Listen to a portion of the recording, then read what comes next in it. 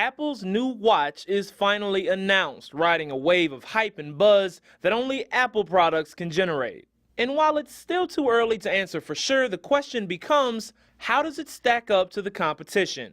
Apple's a later entrant in the smartwatch race behind models from LG and Motorola. And as is typical for Apple, its new watch carries a premium price tag starting at $349.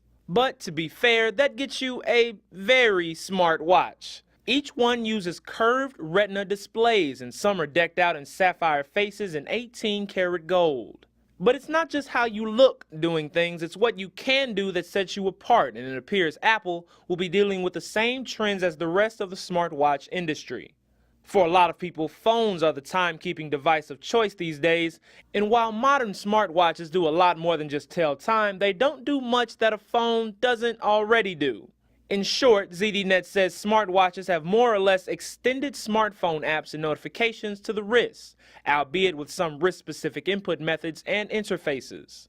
Apple has made a case for health tracking services, which will use the watch's infrared sensors to track heart rates, and it's linked to the phone's GPS to track distance and speed during exercise.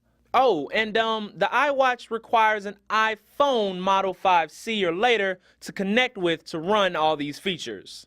Apple also didn't make any mention of its battery life, which is generating its own set of worried headlines. The company could have time to keep working on it though. Apple's watch isn't expected on the market until 2015.